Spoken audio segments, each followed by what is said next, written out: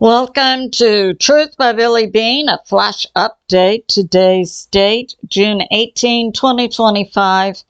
Time in Texas is about 10 a.m. So is America on the brink of war? Possibly. So let's begin with what's happening in space. We did have yesterday a 1.2x flare from the sun, no CME, but geophysicist Stephen Burns puts forth he expects a strong geomagnetic storm to hit the Earth by about June 21. And what do we have going on in the U.S. with regard to truth finally coming out about the attempted coup? Not attempted, it went through. There was a coup of the United States government in the presidential election of 2020, fomented and orchestrated by the CCP. Now we have publicly coming out, according to Joshua Phillips of Crossroads, the FBI is finally making public that the CCP was involved in that coup that brought in JB. So we see some truth coming out, and as we see truth coming out, and rest assured, when the majority of the American people fully understand that the CCP orchestrated a coup in the United States of America in 2020, expect a lot of hard pushback and possibly some type of war activity. And now we have this. We have also, I brought out about in Minnesota, we had over the weekend, we had out of the Minnesota State Congress, we had a House, Minnesota State Representative, Melissa Hortman, and her husband shot dead. We had a Minnesota State Senator, John Hoffman, and his wife shot. They're in critical condition. The shooter, who appeared to me to be an MK Ultra individual, triggered, no doubt, by the deep state via the Dem political party, Vance Luther Bolter, who we found out had been actively working for the Dem governor of Minnesota, Tim Walz, documented in 2019, but now it's coming out. Apparently, he still is working for the Minnesota Dem Governor Tim Walz, and he was the shooter, and he shot and killed a Minnesota State representative and her husband, and he shot and deeply wounded a Minnesota State Senator and his wife. Well, the Minnesota police caught up with him. This happened all over the weekend, Saturday, Sunday. So the Minnesota police caught up with the shooter. He was charged with 4 charges of second-degree murder. And guess what? He was arrested, charged, booked, and then released. Apparently, the Dem governor had his hand right in that hot mess. So what can we say about the Dem political party? Evil to the core, and obviously to the public now. So that's going on. And what do we have this? Al Jazeera English reports the IAEA. We know we've, over the weekend, we had hot kinetic firefights between Israel and Iran, and we have direct involvement now by the U.S. We have currently a Doomsday plane at Andrews Air Force Base near Washington, D.C., put there last night. In the event that things do go hotter in the Middle East, and President Trump needs to be put in the air. The last time a Doomsday plane was used by an American president was 9/11. But we have a Doomsday plane near Washington, D.C. on the pad, ready to put President Trump in the air in the event that he becomes a wartime president. So what do we have going on? So we had overnight, we had Iran hitting Israel, Israel hitting Iran. But the significant difference is the U.S. is involved. We see our military deeply involved. So we know that Israel has hit in Iran, Fordow, Natanz, Isfahan. These are nuclear sites inside Iran. And there had been some reports of increased radiation. The IAEA met in Vienna just yesterday and said, so far there's no increase in radiation, although there is some damage to these nuclear facilities, but primarily it's on the surface. The areas where the uranium is actually juiced up is underground, and apparently has not been hit yet. Now, we do have in the Strait of Hormuz, and we have in the Suez Canal, and in the Strait of Hormuz. We have Strait of Hormuz is controlled by Iran. Through the Strait of Hormuz, we have 30% of oil flowing for the world.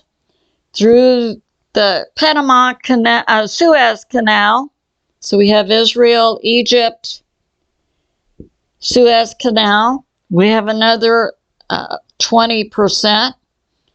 So we're currently seeing almost up to 50% of the flow of global oil being stopped or hampered right now.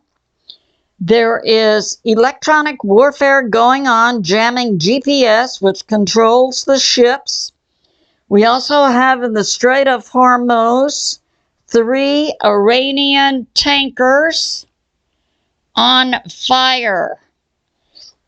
And according to Dr. William Mount, it's almost impossible to put thick, heavy crude oil on fire.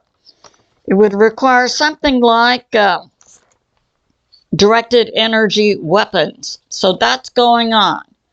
Now, I checked the price on Brent and West Texas crude oil. That's the global pricing organizations for a barrel of oil. That affects us directly at the pump.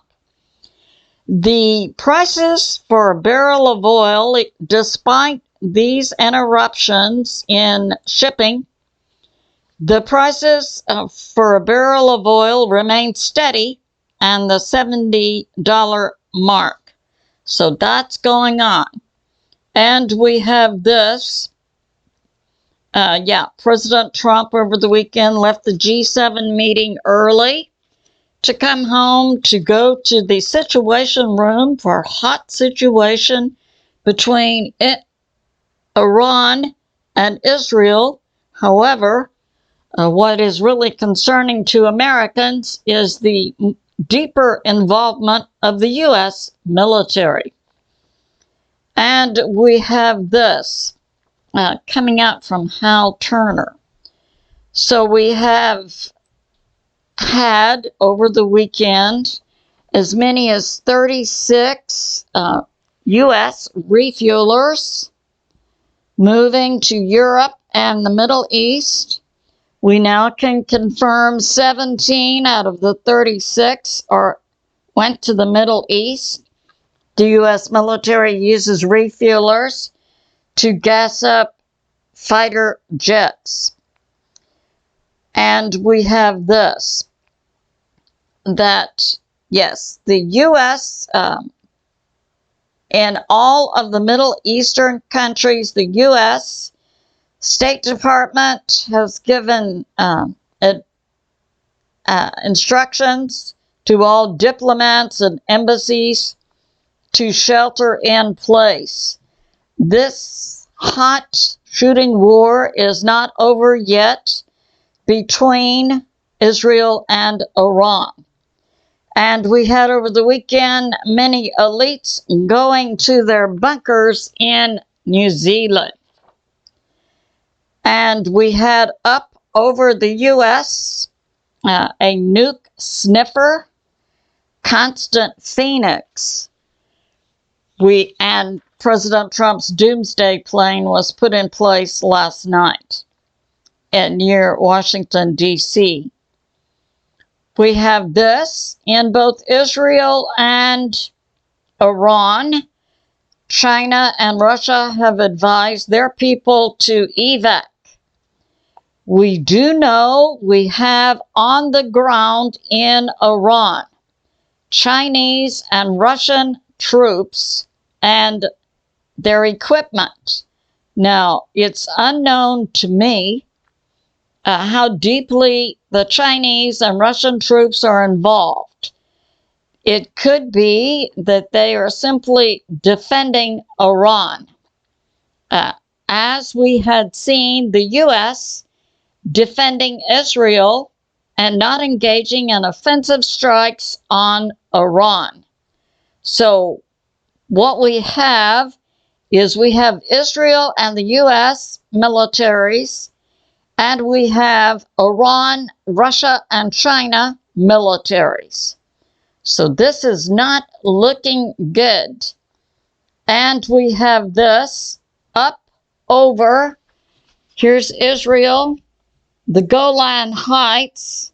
This morning, we had a B-52 strategic U.S. bomber. Why is a U.S. strategic bomber up over Israel?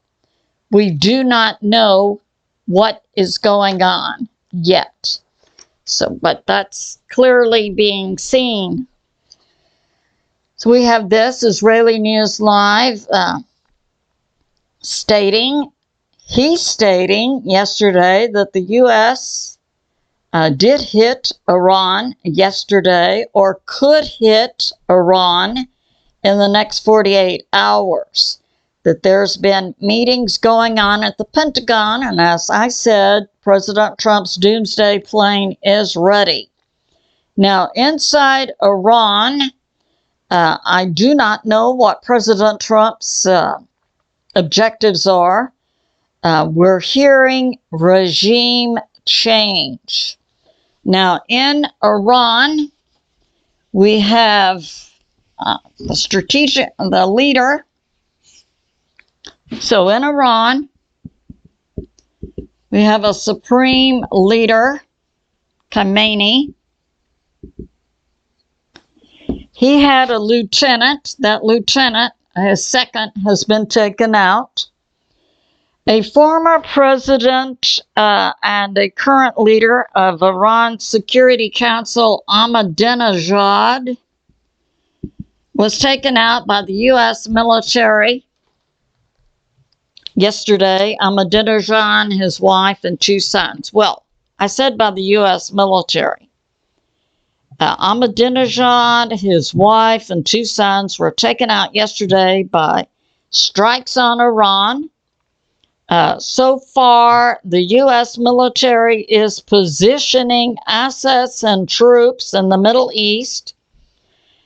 So far, I cannot make a statement that the U.S. military is directly striking Iran.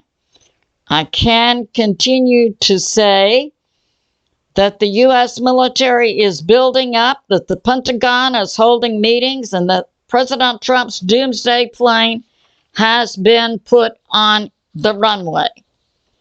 And we have this from Borzikman. Okay, so overnight, then Iran hit Israel, and in Israel, they took down many Mossad, dozens of Mossad officers, plus the Mossad headquarters. Overnight, Iran did hit Tel Aviv, Haifa, Jerusalem, the Netayim Israeli Air Force Base, plus. So that's going on. And now we have this. We have, yes, today over the Golan Heights, according to Hal Turner's intel, we have a U.S. stealth bomber, a B-2, that's being seen in the air. President Trump's doomsday plane, excuse me, was moved last night from Barksdale in Louisiana to Andrews near Washington, D.C. We have the U.S. Embassy in Jerusalem will be closed June 18, 19, and 20. We have this, that many U.S. refuelers, we had yesterday, last night, we had 4 U.S. refuelers up in the air, 4 from Ben Gurion Airport inside Israel. Plus, we had U.S. fighter jets up in the air over Israel last night.